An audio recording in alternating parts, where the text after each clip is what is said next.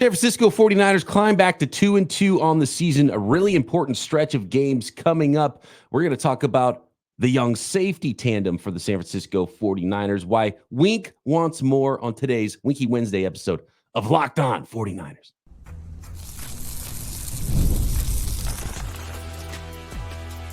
You are Locked On 49ers, your daily San Francisco 49ers podcast, part of the Locked On Podcast Network, your team every day.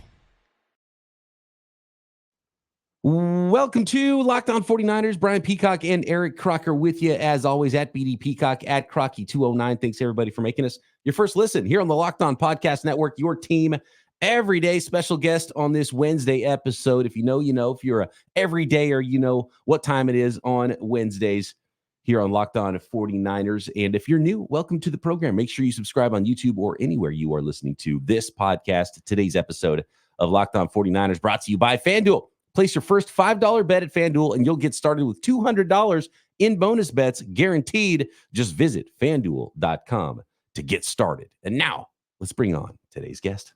Nicholas Winkler, come on down. Can't believe it. Wink, what's happening, my man? Niners, big win over the New England Patriots. Now back to 2-2. I want to talk about the standings, actually, which is still not in the 49ers' favor right now, even though they are back to 500 right now. So some pretty important games upcoming. Let's look back at the Patriots one last time before we turn the page and look forward. We've got a little scouting report from Croc coming up on some 49ers DBs as well. But Wink, how you feeling about the 49ers right now? Vibes were down and now a little bit back up, right? It was supposed to be a get-right game against the Rams. Turned out to be a get-wrong game. And at least at the very end, it turned into a get-wrong game after they were kind of right for the most of the game. And then they just throttle the New England Patriots. So where are you at with the San Francisco 49ers team right now after 4 weeks, after nearly a quarter of the season in 2024? And you got to feel a little bit confident, right? But at the same time, like, there was that moment when the second half started against the Patriots with the fumble where you're like, oh, no, is it going to be one of those games? Is it going to be one of those seasons? Like, is this how it's going to be? We felt great last week against the Rams and then all of a sudden lost that one. Is it going to happen again today? No. They settled the ship. They got everything right. Brock Purdy is just so good at quarterback. He's so fun to watch. He just makes all the throws. He knows when to escape the pocket. He knows when to get down. He knows when to get out of bounds. He's elusive. Like, he's so much fun to watch that I could tune in every week. I don't even care who else is playing on the field. Like, if Brock Purdy's out there, it's must-watch football for me. Like, he's so good that it's fantastic. And you mentioned the standings, like, great win against the Patriots. But these next two games, divisional opponents, like, here's where you get right back to the top of the division and you work things out with a couple of big wins here in the next, 8 days, 9 days? Like, it's going to be real quick that it's happening. Oh, man, you got Cards, you got short week, Seattle Seahawks, you got Chiefs and Cowboys coming up after that. This is important. And then you got the bye in week 9 for the San Francisco 49ers. So at 500 here, you thought they'd be a little bit better coming into this crucial stretch of games. So definitely we're going to be watching these closely, and we'll talk more about the Cardinals coming up as we get ready for week 5 of NFL action. One of the latest stories this week coming off this game is a player who's not been playing for the 49ers so far this year, in Christian McCaffrey. Croc and I talked about this a little bit yesterday, and it was before Kyle Shanahan mentioned it and kind of just confirmed what John Lynch had already said. And I know, Croc, you've been dealing with the Achilles tendonitis. I think I have Achilles tendonitis too, by the way. And do you have something? It's going around right now. It's like the new COVID is Achilles tendonitis. It's just, it goes from one leg to the other leg, and then, but it's something that doesn't, it lingers, right? And so that's why Christian McCaffrey needed to go see a specialist about it, get some treatment potentially in Germany.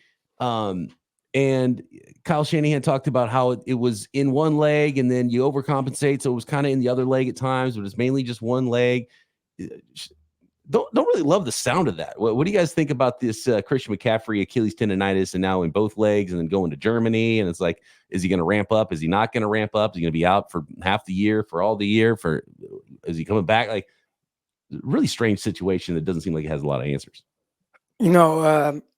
My first thought is, thank goodness Jordan Mason is running as well as he is. And a guy who's second in the NFL in rushing yards, or Is he third? Second. Third. Saquon Barkley's right there too in the mix. Either way, top 3 in the league in rushing. Yeah. He's running the ball extremely well, averaging, right around 5 yards per carry. He's sprung off big runs. He's had a big catch that was called back. That should have been a touchdown. Something else added to his stats. He's running so well that it allows me to not forget about Christian McCaffrey, but just say, you know what, Christian, you truly can take your time. But you do want him back. Christian McCaffrey, if he is healthy, he definitely makes the 49ers better. I think he makes Kyle Shanahan better. I think he makes Brock Purdy better. I think he makes everyone around him better. I think he might make Brandon Aiyuk and Deebo Samuel better as well. He does so much, and teams have to pay so much attention to him. So, hey, right now, Jordan Mason, he's doing his thing. But gosh, just rest up, and hopefully before this season ends, we see Christian McCaffrey on the field for the San Francisco 49ers. But it's worrisome, right? Because you don't go to Germany if you have like a normal injury. You figure it out here at home and you get a rehab and you get back out there. So when you have to fly to the other side of the world to see a specialist, you get concerned. Running backs break down. We talk about this all the time, right? When they get around 30 years old, like they fall off this cliff, right? And so you just hope that this isn't his body breaking down here right after, extending his contract and coming off of offensive player of the year. And so it is worrisome.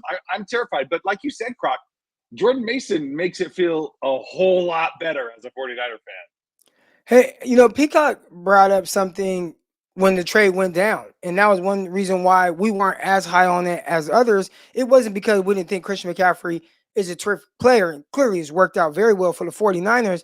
But it was a guy who's coming off of back-to-back seasons where he was injured most of those years, getting a little bit older in age. And with running backs, they do fall off that cliff extremely fast. So it's like, well, is Christian McCaffrey falling off that cliff? He's had these injuries. Obviously, we know if he's 100% healthy, what he could do.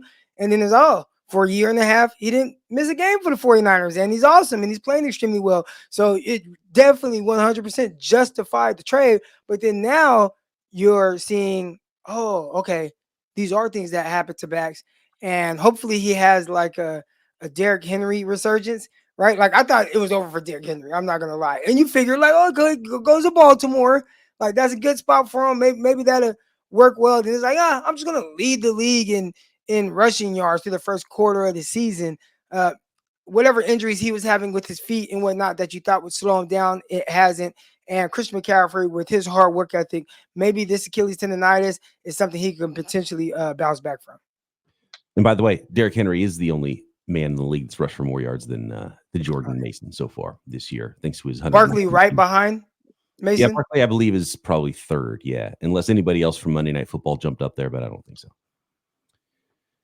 And yeah, you would think that Christian McCaffrey is an outlier, and he is an outlier player. Is he an outlier in the way that his receiving ability could elongate his career? And it's not quite the same situation as, if Derrick Henry kind of breaks down, it starts to be like, well, what else are you really going to do for Christian McCaffrey? He could still be a third down back. He could be a receiver. He can do a lot of things for you, even if he's not the guy that you give the ball to 20 and 25 times. And I think that's one of the best things about this emergence of Jordan Mason too, is you have the confidence of everybody, including Kyle Shanahan, to give the ball to somebody else, give the rock to somebody else, and not always just one guy.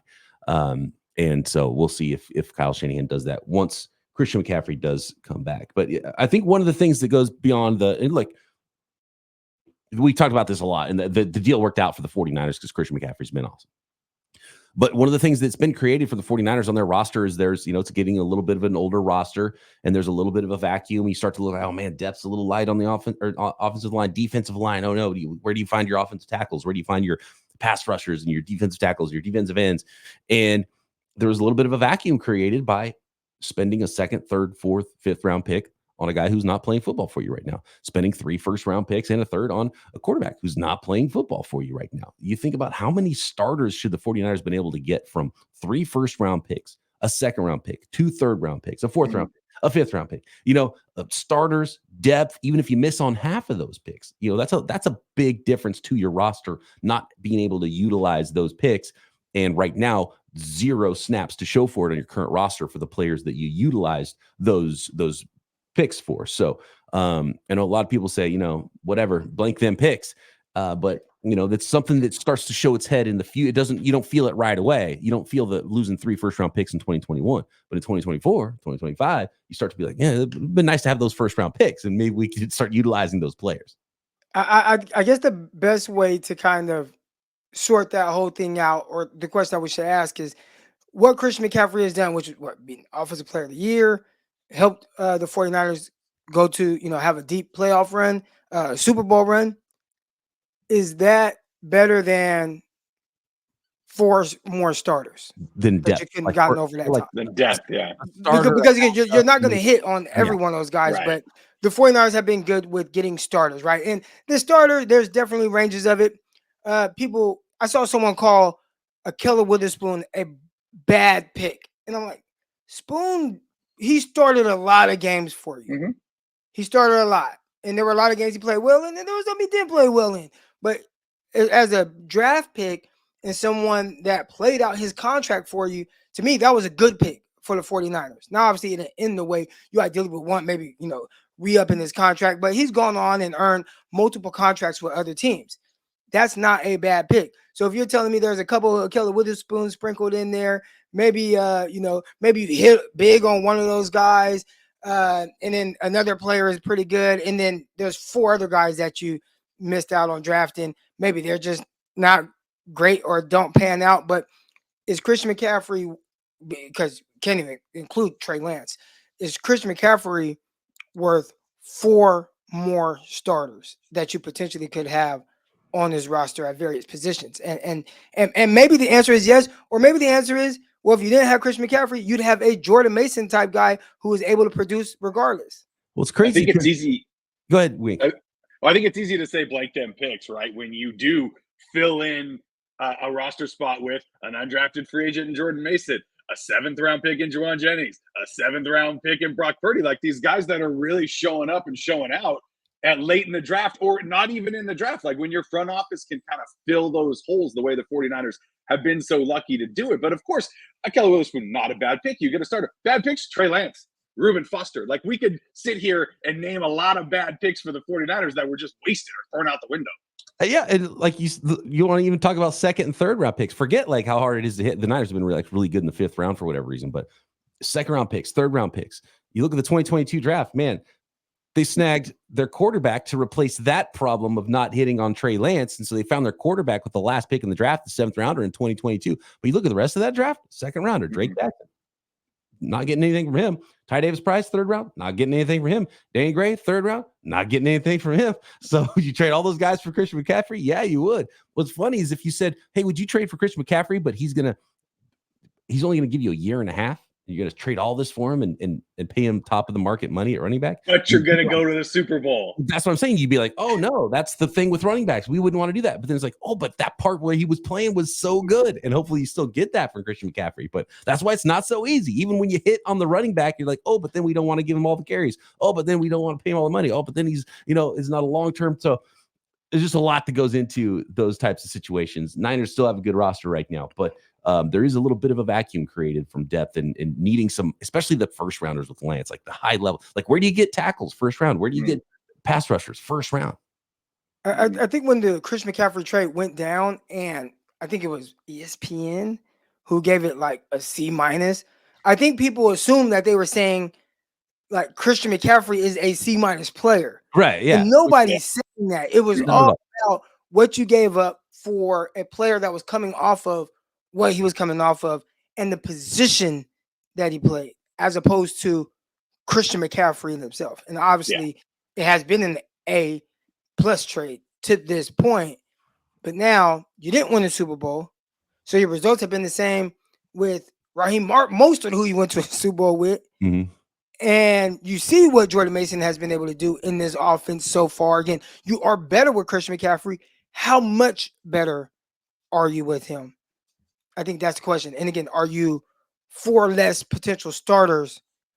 Because again, I'm saying half of those guys. Are you those starters? Like without having those starters, are you that much better?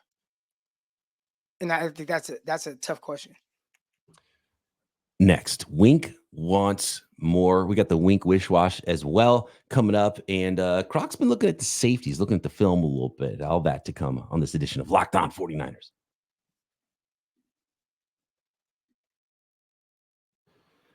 Today's episode of Locked On 49ers brought to you by Prize Picks. You can now win up to 100 times your money on Prize Picks with as little as 4 correct picks. Prize Picks also offers weekly promotions that can lead to big payouts like Taco Tuesday. I know it's Winky Wednesday right now, but we're actually recording this podcast on Tuesday. Each Tuesday, Prize Picks discounts select player projections up to 25% to provide even more value for your lineups. So whether it's Taco Tuesday or Winky Wednesday or any other day of the week, you can have a ton of fun playing DFS with Prize Picks.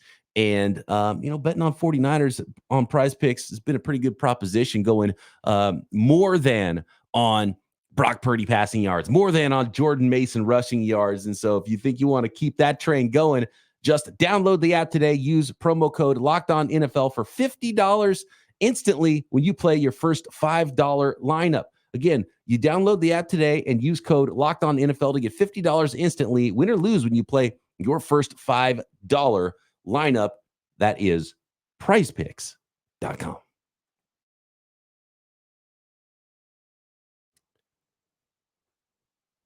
All right, Wink.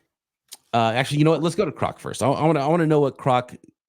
You can go as in-depth as you want, Croc. What did you see from the 49ers young safety tandem? We got Jair Brown out there. We got Malik Mustafa getting the start in place of Talanoa Hufanga. What do you see in these guys? How the 49ers using them? And what do you think their prospects are for the future of the San Francisco 49ers at that position? I was trying to watch both safeties, but one of them kept flashing, so my attention kind of kept going more towards him. And early in the game, the first third down in the game, I think he flashed for the wrong reasons. Malik Mustafa coming down, open field, missing the tackle. Like, you got to come outside in, right? Even you're coming from the middle of the field or that side of the field, you have to attack that outside shoulder of the back or ball carrier so that you force him inside to your help for a potential tackle. He kind of stopped his feet, let Buddy get outside of him. They ended up picking up a first down. So that wasn't good. And I think a lot of people, that play might stick out to them. But there were so many other plays where I just see this guy flying around like a missile. I'm paying attention to the linebackers. And on one of the first early run stops, it gets stopped at the line of scrimmage. And I'm seeing the linebackers. I'm like, man, I'm doing a good job playing their gaps. Now look on the outside, and there's Malik Mustafa right there on the outside. A receiver try to block him. As a defensive back, I think it's disrespectful when receivers try to block you. And he just bullied the receiver, threw him back, and made sure that he got in on the tackle. And I saw him do that time and time again, playing around the box. So one thing that was very clear that jumped out is in coverage, you're not going to see him do a whole lot of man coverage type things. You just don't see it with how the 49ers played their defense. They have their coverage guys. It's Isaac Yiadom. It's Travarius Ward. It's Diamador Lenore. It's, Green coming in, the rookie. The safeties are typically playing too high or single high. But Malik Mustafa, if you want to talk about where his biggest value has been, I think it was, for me, how good around the line of scrimmage he was. I mean, he brings thump, and he brings it so easily. And you could see it on the Fred Warner interception because he's out in front. Mm-hmm. He's pancaking a 300-pound offensive lineman. He just got this natural thickness about him, this natural strength about him. And when he hits you, both safeties too. He blew up the first guy, and if you keep watching, you'll see Jair Brown come in and get off a nice block, get a nice block in that sealed off the lane for Warner to score a touchdown. So both guys very active. And I'd say this too about the defense, just watching them on film when you watch all 22. The effort by them is infectious. Everybody's running to the ball. Some running to the ball faster, right? Like Campbell, I feel like has been getting a lot of heat from the 49er fan base. But watching him, he did some things good. He's just not as fast as Fred Warner. So when you see them kind of in the same spot or even Fred Warner behind them and then Fred Warner beat him to the ball, it's like, hey, man, get somebody else in there. But there were a lot of good things he did that were more around the line of scrimmage. So his side-to-side wasn't as great or as good as maybe you're used to seeing with tandems like Fred Warner and Drake Greenlaw. But I think Campbell, I don't think he played as bad as people were saying. Like, there was a couple catches he gave up where he's like in an area, then he rallies and he tries to make a tackle or whatnot. Like, he's not great, but he's definitely not as bad as I think he's being painted out there. We talk about how the 49ers have like kind of all strong safeties. And, that's good for stopping the run. And they've got hit over the top a couple of times, but it hasn't really been a problem in this regime, even though they've not had a lot of speed. It's safety. What do you think when you see them at single high? Because the 49ers do a lot of single high and kind of drop one guy down, and both safeties have to do it. Well, in this game, one thing that was very clear, and we've talked about it, on the previous episode, the Patriots' offensive line couldn't protect. So anything that they potentially even wanted to do down the field, the play couldn't even really materialize. So a lot of their stuff was more underneath. So the 49ers, they were able to play single high, two high, without really a threat of anything being thrown vertically. I mean, think about it. How many passes did we see be thrown down the field in that game?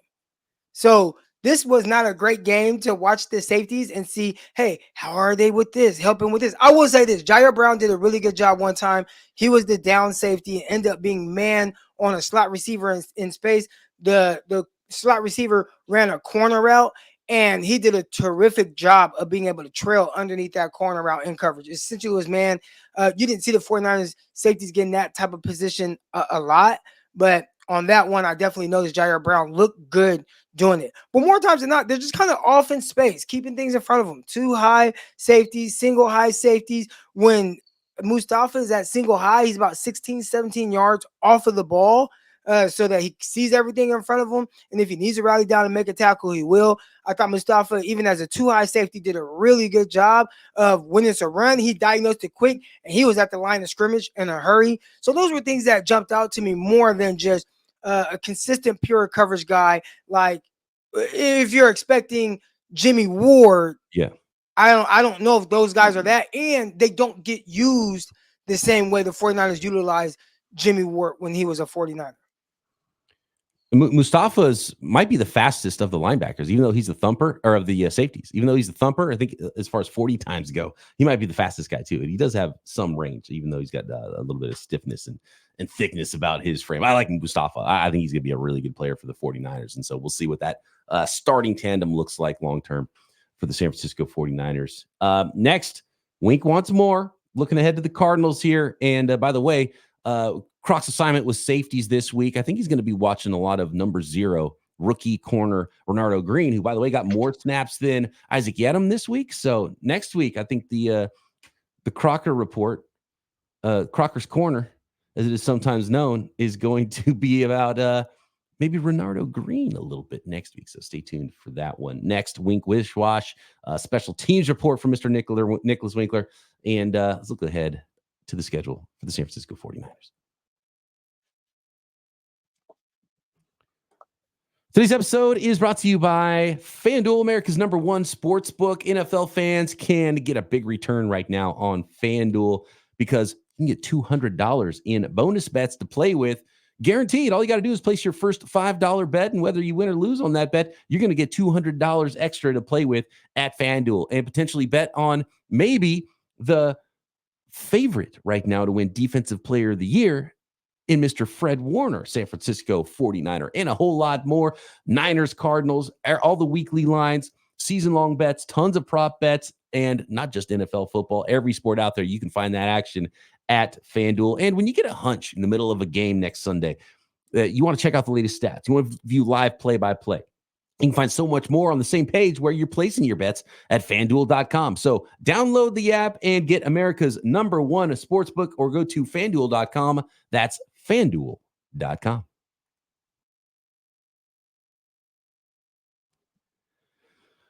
All right, guys.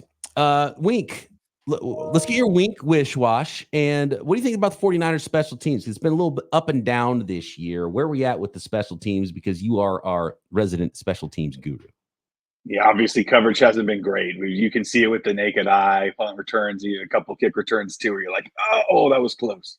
That sort of thing. And you never want that as a football fan, because there's 3 parts of the game, right? There's offense, there's defense, and then there's special teams, which often gets overlooked. Well, I think the 49ers still have 2 of the better weapons on special teams. I mean, Jake Moody took a lot of heat for that missed field goal against the Rams. He's 11 of 12 on the year. Like he's having himself a solid year. I'd say 30 out of 32 teams in the NFL would probably take this kid because of his leg and his accuracy. It's been fantastic. And Wishwatch, I mean, I know he's getting a little bit of heat because he's not pinning people in the 20, but that's not really his fault, right? You got to think about where he's punting from. It's probably good that he's not kicking inside the 20. That means they're not stalling around midfield where he then has to kick it, and pin it inside the 20. For instance, 3 punts this past week, he punted from his own 8, his own 28, and his own 33. So, yeah, none of those ended up inside the 20, but no real big returns. A decent size return on one of them, but you want to see the coverage team get better, period. That's it. We've seen it all year. There's been 4 games, and I feel like all 4 games there's been at least one moment of, oh, no, they're going to break it. Okay. So you got to tighten that up. Moody, keep doing what you're doing. Wishnowsky, keep doing what you're doing.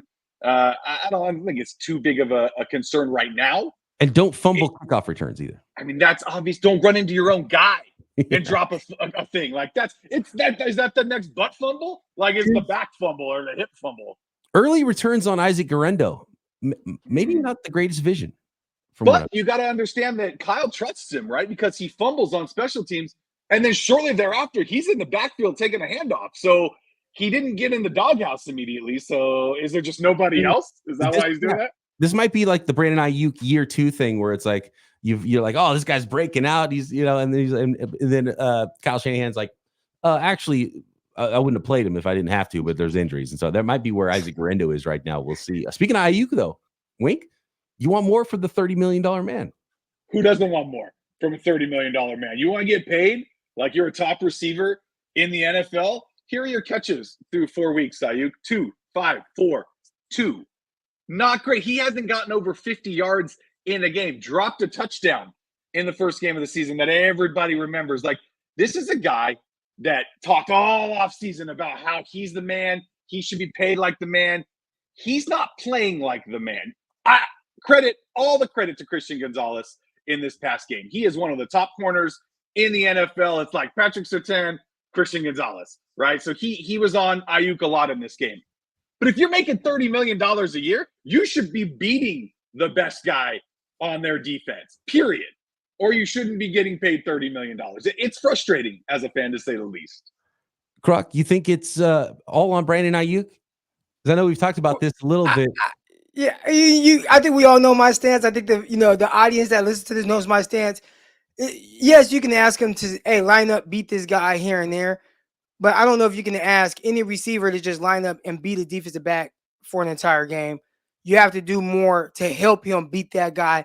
Get the cornerback uncomfortable. Get him in off coverage. Have him get caught up in some combos or some banjos. Do some things that's a little bit more creative with one of your better route runners. Because if you are able to do those things and free them up, think about all the reps, right? They posted a highlight during the game showing Christian Gonzalez on 49ers receivers and a lot of them on Aiyuk. Where were they at? Line of scrimmage, press coverage, right? Like, that's where he works best. Like, you're playing into his hands. Like, that's exactly what he wants. So let's get him off. Let's make Christian Gonzalez cover in the slot. How good can you cover from there? How good can you cover when the space is already created between you and the receiver? Let's do some things that help your receiver. Because guess what? Outside of probably what I saw from Seattle last night, most teams with their number 1 receivers, they don't just line them up on the outside at X and say, all right, just beat this corner all game. They're going to move them around. Heck, I see the Cowboys, just to get CeeDee Lamb touches, put them in the backfield like the 49ers do with Deebo Samuel, right? But they're put them in the slot. They'll motion them from the left side to the right side. They include them in bunches. They do all these things that say, you know what? We want to make sure that one of our better guys has the best opportunity to win on this play. And I don't think the 49ers do a whole lot of that for Aiyuk. I think everything, for the most part, is dependent on just the scheme. And within the scheme, hey, if you're just the X receiver and you have to run a dig route, or you're the X receiver and you have to run a return route or all that, yeah, he runs them and he can run those things well. But thinking that you're just going to consistently be a corner that's really good, doing it that way, especially at the NFL level, that's going to be really tough. Unless you're a Blazer. If you're like, let's say Jamar Chase, or even I mentioned DK Metcalf, and you could just run straight really fast, then that will help, because now it gives the corner something more to respect. But Brandon Aiyuk isn't a burner. Like, that's not where he's going to make his money. That would be like if the Lions told St. Brown, all right, St. Brown, we're just going to line you up at X and we're not going to motion, not going to do anything with you. He's not a burner. Like, dude, that's not how I win. Put me in the slot. Get me in space. Get me out in space against these guys. Let me run my routes against them. Motion me. Like, that's when you get the best version of me. And that's why St. Brown is worth the $30 million because they'll use them that way. 49ers, I would love to see them be a little bit more creative with how they use Brandon Aiyuk. So it begs the question, can he do those things? Can Aiyuk line up in the backfield? Can they move him around? If not, or if he can, why aren't they doing it? Like, is it because he missed all of training camp and they weren't able to it's just not, that's just not their, they have their guys that they do certain things with, and they got certain guys that have like these kind of roles. And, you know, your guy that does at least a lot of the motions and those things is Deebo Samuel. And probably because you 100% with Deebo, with Deebo, he cannot beat man coverage. But they didn't do it. Deebo was out, right? Like, Aiyuk doesn't have that skill set, I don't think. Like, I don't think he is to that level of his first NFL touchdown was an end around for a touchdown. And then what they do, they threw a screen to him. When's the last time we've seen them throw a screen to him? But in one of his second games of the season or third game, he caught a screen, made somebody miss, jumped over a player, and ran into the end zone. He has the ability, but when's the last time you've seen him throw him the screen? Where is it? Yeah, where is it? They don't want to get him hurt because now they're paying him $30 million. Like, what are they doing? Bubble wrapping him? What's going on? Yeah. The NFL's a strange game. It's like, oh, we paid this guy a lot of money. Now we can't use him anymore. Yeah. All right. I don't even think Kyle thinks like that. I think Kyle, no, he's gonna use you however he wants to use you. He doesn't care. Yeah. He just doesn't, for whatever in his head, he just thinks, all right, Brandon Aiyuk is the best at this, so I'm going to use him at this. But unfortunately, I don't think that's 100% what's best if you want to see the ball in Aiyuk's hands more. Yeah, I think Brandon Aiyuk's the X in the offense, and he does X things. And that's the way Kyle Shanahan uses him. So maybe in a full offseason with no Deebo, then we're like, okay, now he's the Z. Now he's the guy that we're going to do all this other stuff with.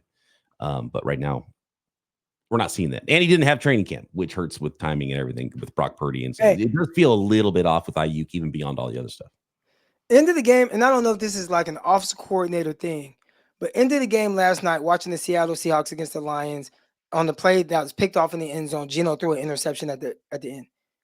DK Metcalf is lined up on the left side. You got two receivers and a tight end to the right side. You got DK Metcalf to the left by himself. Versus two man, which essentially is too high. It's a bracket on a guy. You're essentially, prior to the snap, taking away your best receiver. Like, there's no way he's not going to get open versus this bracket. Like, that is more than likely it's not going to happen, especially if you're in two-man trail. Why not have him on the other side where now, all right, if you run straight through the middle, that safety has to respect a potential go route on the outside from the receiver, and also has to respect that receiver potentially running through the middle of the field. You have to respect it, right? So now they have to play a little bit more honest to that side. So it's not just a Shanahan thing with Brandon Aiyuk. I think there's some coaches around the league where I just don't quite understand some of their usage of these receivers and kind of what makes sense. But that's why I sit here in this office, talk on Locked On, and they make the big bucks calling plays. They're probably like, Croc, this is why you just don't understand this because you're not smart enough. Yeah. But then they don't tell us either because it's all secret. So we'll never know. We just got to guess. So Cardinals up next. Right now in the standings, the 49ers at 2-2 would be the 12 seed if the season ends today. The season does not end today. We know that. But after 4 weeks, San Francisco 49ers, in fact, the Niners, if the Niners flipped their results, guys, and they lost the week 1 and week 4 against the Jets and the Patriots, but won week 2 and 3 against the Vikings and the Rams, they would be the 7 seed right now instead of the 12 seed right now because of the conference record being one of the first tiebreakers. So the 49ers might be behind the 8 ball here with some of these other teams, the Packers and the Eagles and the Cowboys and the Saints and the Bears even, and the Falcons. All of those teams at 2-2 would win the tiebreaker over the 49ers right now because of that conference record and because of the next tiebreaker strength of schedule. And so that's something to look out. And it's a really important, it's probably just best for the Niners just go win the sneak in the division, right? And you get the head-to-head against the Seattle Seahawks if you go beat them. And you'll have the head-to-head against the Arizona Cardinals if you beat them. And those are all obviously division wins, which help toward the division tiebreaker. And their conference wins to help toward the conference wild card tiebreaker. So these next few games are really important for the San Francisco 49ers. And this is the meat of the schedule before the bye week. And I don't think Christian McCaffrey's coming back before these games. And so the 49ers are going to have to go win at home against the Cardinals, short week at Seahawks. Then you got the Kansas City Chiefs, who just have the 49ers number, whether it's regular season or postseason. And then the Dallas Cowboys, who the 49ers have the Cowboys number, luckily. And then you have a bye week after that. So really important stretch of 4 games here for the San Francisco 49ers. Wink, do you want to change any of your preseason predictions since your Winstradamus streak ended so short this year? Yeah, I mean, obviously, I think you need to win these next 2 games most of all. Let's focus on those. Let's go out. Seattle plays at home this week, and then they're at home again for the short week. So luckily, the Niners are at home, so it's just a short flight up to Seattle. But you don't like the short week. But start right this weekend, right? You go out, you take care of business, you beat the Cardinals, and then you move from there. And like the AFC opponent is the least important one to win. Croc, you okay if the 49ers go 3-4 through the next 4 games and lose the Chiefs game, but they beat the Cowboys, Seahawks, and Cardinals? Shoot, just beat the Cardinals. I mean, beat the Cowboys, and I think I'm just good with that. They go 1-3, don't make the playoffs, but hey, Croc's got bragging rights with his brother. That's what's important here for the San Francisco 49ers. That's my Super Bowl. Hey, 49ers ain't won a Super Bowl since 94. So I got to find a Super Bowl win somewhere in there. And it's every time the 49ers beat the Cowboys. That's true. Yeah. When it's been 30 years, you got to find other Super Bowls to win. And the Cowboys game is that this year. All right. Thanks, everybody, for making us your first listen on the Locked On Podcast Network. Subscribe on YouTube and everywhere you get your podcasts. Croc and I back tomorrow. We're doing Crossover Thursday, getting ready for the Cards in Week 5. We've got all the cover for you every day right here. Locked On 49ers. Hit the water anytime you want on your new electric party boats. Wow.